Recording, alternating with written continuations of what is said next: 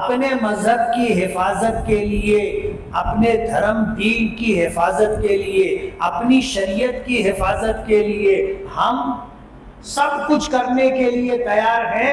آج کی موجودہ حکومت وقف کو ختم کرنا چاہتی، بہت پرانی کہاوت ہے، نہ رہے بانس نہ بجے بانسری۔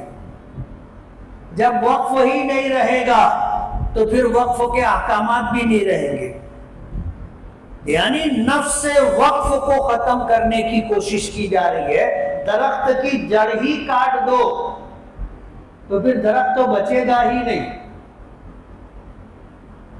نفس سے وقف کو ختم کرنے کی کوشش ہے۔ ہمیں بہلاوا دیا جا رہا ہے، ہمیں جھانسا دیا جا رہا ہے، اور وقف میں تبدیلی کا یہ معاملہ آج کا کوئی نیا نہیں ہے۔ انگریزوں نے بھی اپنے دور حکومت میں الگ الگ طریقوں سے وقف کو ختم کرنے کی کوشش کی، وقف میں بدلاؤ لانے کی کوشش کی۔ انگریز بھی 2-2.5 صدی تک اسی کوشش میں لگے رہے۔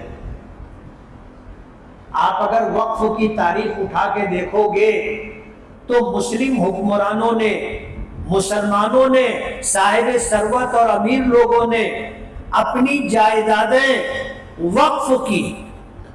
وقف کا مطلب یہ ہے کہ نفس سے جائیداد ملکیت باقی رہے گی، نہ اسے کوئی خرید سکتا ہے، نہ اسے کوئی بیچ سکتا ہے۔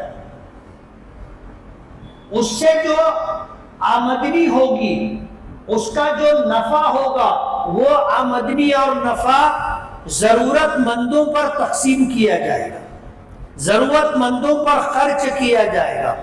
یہ ہے وقف۔ وقف میں مسجدیں آتی ہیں، مدرسے آتے ہیں، سرائے آتی ہیں، قبرستان آتے ہیں، اس طرح۔ اور اس کے لیے وقف کرنے والا اس آمدنی کو کہاں خرچ کیا جائے گا، کیسے خرچ کیا جائے گا، یہ واقف کی مرضی کے مطابق ہوتا ہے۔ آپ اگر تاریخ اٹھا کر کے دیکھو گے تو مسلمانوں نے یہ جو فلائنگ کر کے پرندے، ہجرت کر کے جو پرندے آتے ہیں، ان کے گزارے کے لیے بھی مسلمانوں نے جائیدادیں وقف کی ہے کہ اس سے جو آمدنی ہوگی، یہ ہجرت کر کے جو پرندے آتے ہیں ان کے گزر بسر کا انتظام کیا جائے گا۔ ایک مثال میں آپ کو دے رہا ہوں، اس سے آپ سمجھ سکتے ہیں کہ وقف کی آمدنی اور اس سے حاصل شدہ نفع کن کن مصارف میں اسے خرچ کیا جا سکتا ہے۔ یہ وقف کرنے والی کی منشا پر ہے۔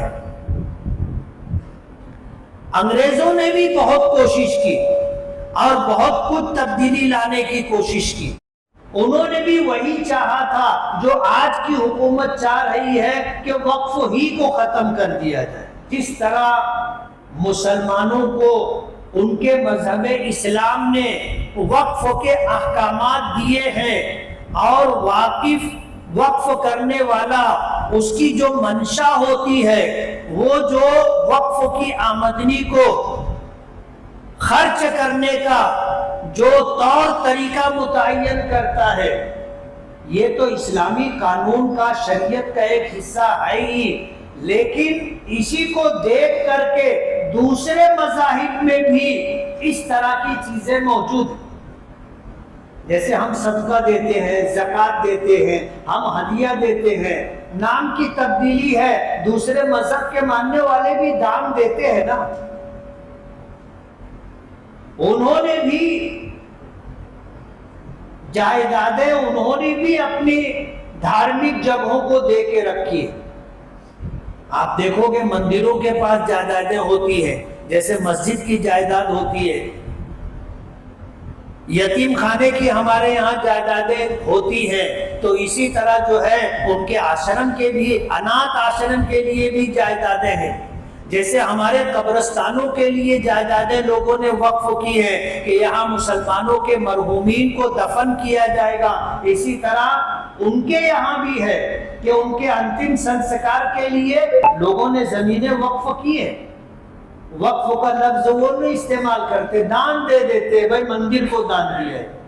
کوئی خوش نہ ہو، کل تمہارا نمبر لگنے والا ہے، اور ایک آدمی بیمار ہے، محتاج ہے، ضرورت مند ہے، یتیم ہے، مسکین ہے، بیوہ ہے، تعلیم حاصل کر رہا ہے، غریب ہے، اس کے پاس پیسہ نہیں ہے، یہ ساری ضرورتیں پوری کرنے کا حل بھی ہماری شریعت میں ہے، اور وہ ہے وقف، کہ وقف کی آمدنی سے بیماروں کا علاج کرایا جائے گا، غریب بچوں کی تعلیم کا انتظام کیا جائے گا، وقف کی آمدنی سے ضرورت مندوں کی، بیواؤں کی، مسکینوں کی مدد کی جائے گی۔ یہ سارا حل ہماری شریعت میں موجود ہے۔ ہمارا دین اور ہماری شریعت ہر اعتبار سے کامل و مکمل ہے۔ ہماری شریعت میں وقف ایک شعبہ ہے، اس میں بھی تبدیلی کی کسی کو اجازت نہیں، کسی کو اجازت نہیں، حکومت وقت کو بھی اجازت نہیں۔ اوقاف کے تعلق سے مجھے بہت کچھ کہنا ہے، لیکن میں آپ کو ایک بات بنیادی طور پر بتانا چاہتا ہوں کہ یہ جو وقف ترمیمی بل لایا گیا ہے، یہ وقف ہی کو ختم کرنے کا پروگرام ہے، نہ رہے بانس نہ بجے باسے۔ ہمیں متحد رہنا ہوگا، اپنے حق کے لیے متحد ہو کر کے قانون کے دائرے میں ہمیں جدوجہد کرنی ہوگی،